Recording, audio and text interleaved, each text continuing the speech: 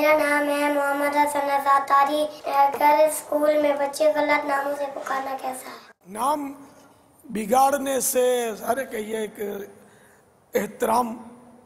احترام مسلم کے بھی خلاف ہو جائے گا. یہ کسی کا نام بگاڑیں گے تو نام بگاڑنا منع ہے، اور برے نام ڈالنا اس سے بھی زیادہ برا ہے.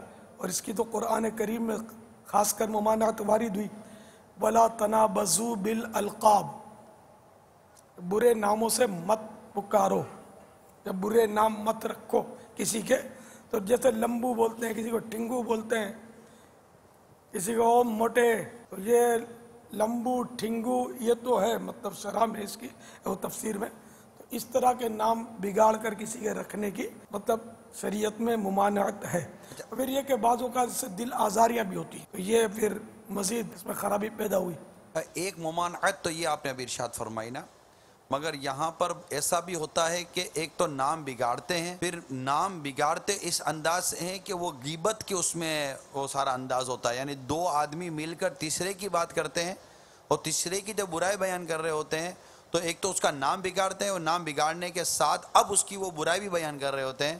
تو غالباً ایسا لگتا ہے کہ شاید یہ نام بگاڑنے والی آفت کے ساتھ ساتھ یہ غیبت کی آفت میں مبتلا ہوتا چلا جاتا ہے. اور غیبت کی بھی صورت بنتی ہے. غیبت ایک تو یہ کہ اس کا نام بگاڑا، اس کو پتہ چلے گا تو برا لگے گا، مگر ساتھ ساتھ جو اس کا تذکرہ ہو رہا ہے نا اس کا نام بگاڑنے کے بعد، ابے وہ نا وہ کالا، وہ لمبو، وہ ابے یار چھوڑ یار، میں جانتا ہوں نا وہ کیا، اب وہ میں جانتا ہوں وہ کیا ہے کر کے وہ اپنی ساری کاریگری بیان کرے گا. نہ بھی کرے تو یہ جملہ کافی ہے غیبت کے لیے کہ میں جانتا ہوں کیسا ہے. میں جانتا ہوں یہ یعنی برائی ہی تو کی نا، اور اتنا بڑی برائی کی تو بنڈل کے ساتھ برائی کر دی اسے، پتہ ہی نہیں ہے کہ یہ کیا جانتا ہے. مائک چھوڑتا ہی نہیں ہے جب مائک پہ آتا ہے، یہ بھی غیبت ہے. اچھا یہ بولنے والا بھی جب جس دن مائک پر آتا ہے نا وہ بھی نہیں چھوڑتا.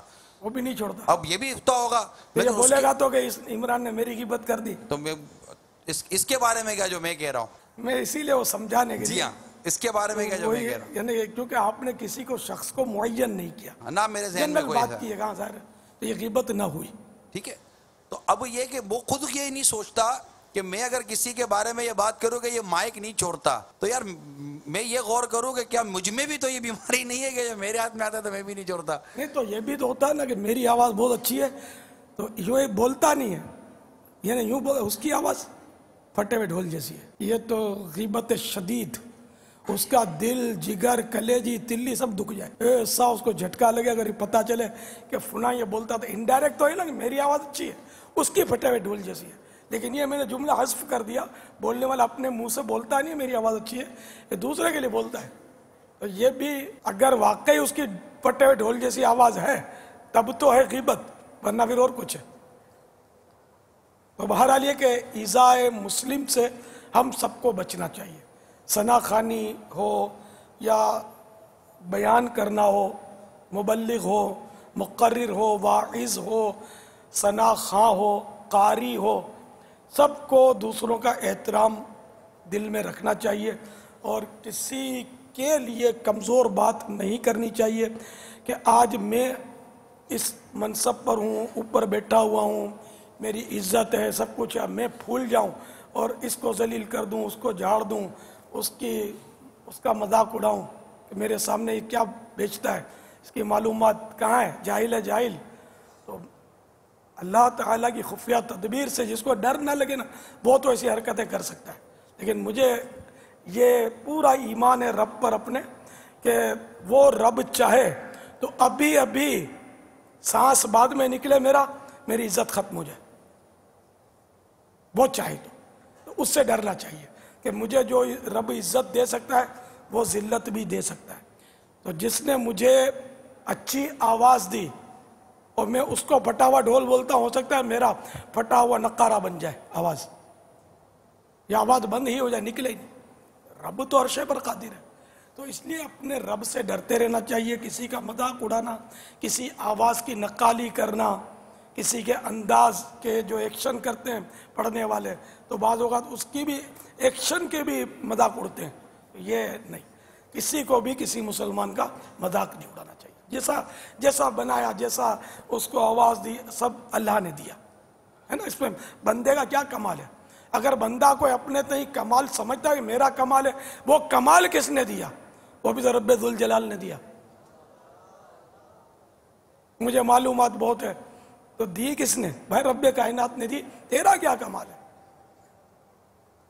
इसलिए हर एक अपने रब से डरता रहे, उसकी खुफिया तदबीर से डरता रहे कि कहीं ऐसा ना हो कि मेरी इज्जत खाक में मिल जाए। आपने अभी मालूमात की बात की पापा, कितना अहम मदनी फूल हैं कि एक शख्स के पास वाकई इतनी मालूमात होती है कि लोग अश अश करते हैं, ना जाने कौन सी ऐसी घड़ी हो उसका हाफजा ही चला जाए। चला जाता है, बाज़ों का हाफजा चला जाता है, बंदा एक दूसरे को पहचानना बंद कर देता है, चोट लग जाती है, दिमागी एक्सीडेंट होता है। स्कूटरों में तो ये ज्यादा होता है। क्या मालूमात पापा? बहुत ज़हीन है, और कुंद जहन बन जाता है, जहीन होता है। तो अल्लाह से डरता रहे बस, कि जो भी नेमत है बस रब पर नज़र रखे, जो भी खूबी है रब पर नज़र रखे कि उसी ने दी है। मेरे कमाल के काफ की डंडी का नुक्ता या कोना भी इसमें मेरा नहीं है, मेरे रब का है जो कुछ है। बस उसके डरता रहे, उससे रब से डरेगा तो ही आगे बढ़ेगा, और अगर अड़ी करेगा तो बड़े बड़ों को खाक में मिला दिया जाता है। वल्लाहु तआला अअलम व रसूलुहु अअलम अज़्ज़ा व जल्ल व सल्लल्लाहु तआला अलैहि व आलिहि वसल्लम। सल्लु अलल हबीब सल्लल्लाहु तआला अला मुहम्मद। सल्लु अलल हबीब सल्लल्लाहु तआला अला मुहम्मद। मुझे अपनी और सारी दुनिया के लोगों की इस्लाह की कोशिश करनी है।